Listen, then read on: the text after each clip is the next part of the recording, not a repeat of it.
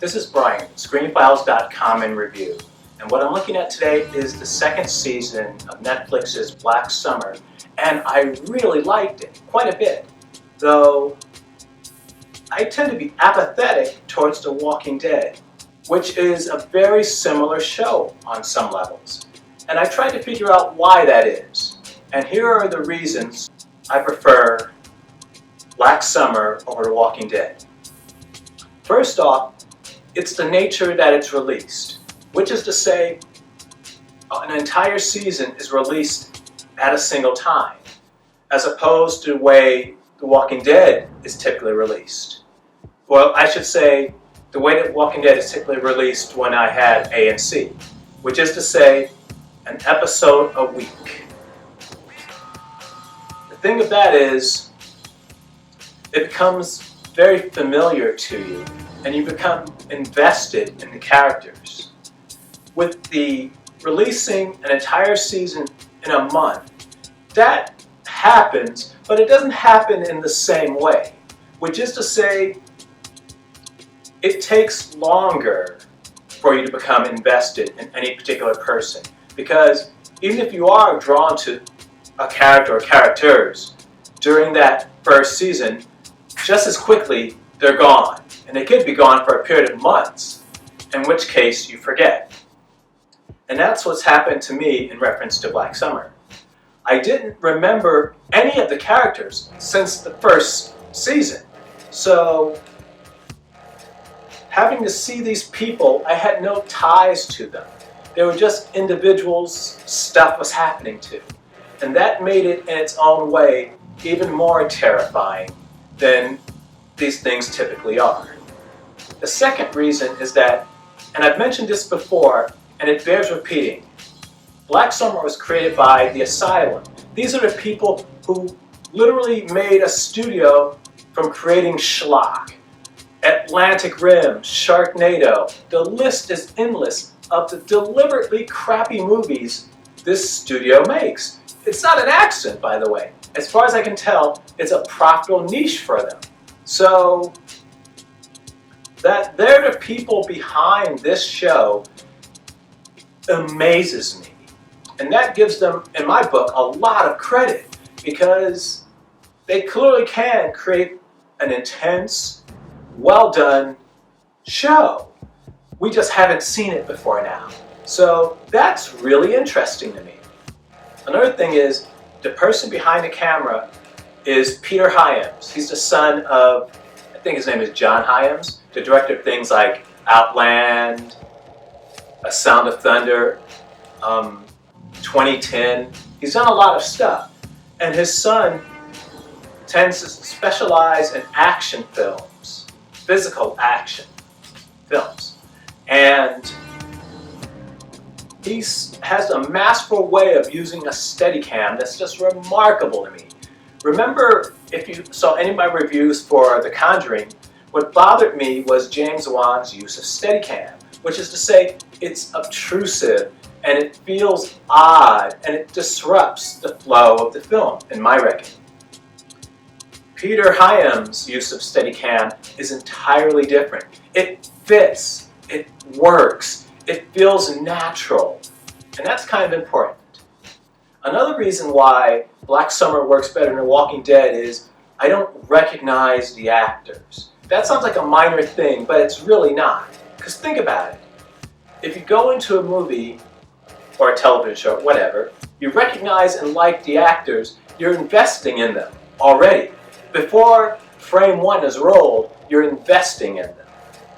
While with Black Summer, I don't recognize any of these actors. And as I already mentioned, I don't recognize their characters from the first season. So it makes everything more real in terms of the odds of anyone surviving. I don't know who these people are. I don't recognize them. So someone could die at any time, and the show does that. And I enjoy that because it makes the odds of people surviving whatever situation really up in the air. I don't know who the hero is. I don't know who's supposed to live or who's not supposed to live. So it makes it interesting again. While with The Walking Dead, you kind of know. Sure, like Glenn was killed. But it doesn't change the fact that certain people you know will not die. Peripheral characters will, but main characters, probably not, unless they leave the show or something.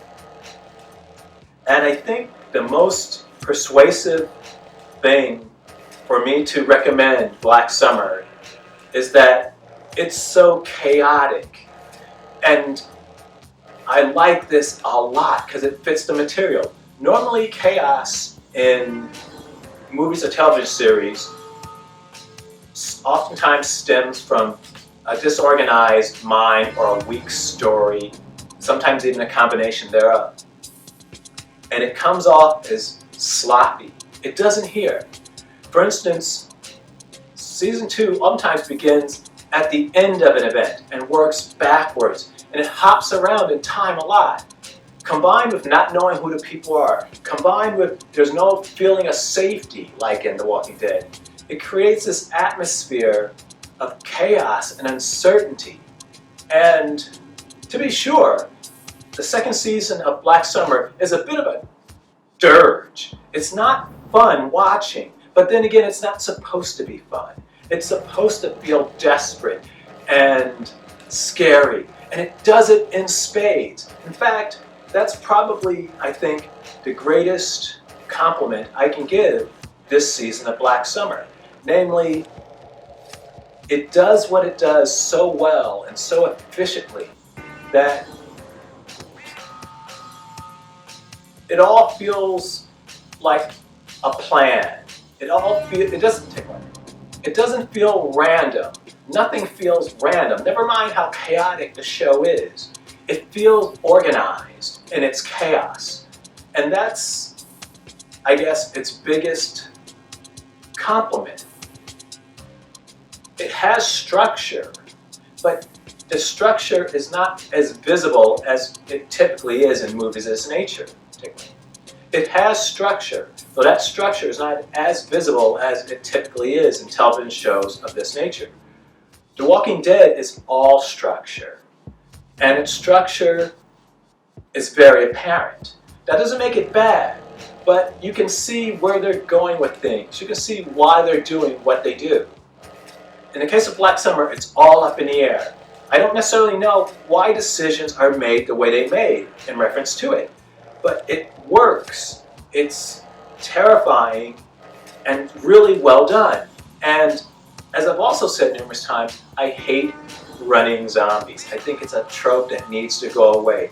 In the context of Black Summer, it makes more sense. For instance, with The Walking Dead, you'll notice that zombie killing has almost come to become an art, which is to say, people immediately will stab them in the head. People will immediately shoot them. In Black Summer, that element of certainty is gone, which is to say, sure, some people will shoot them in the head.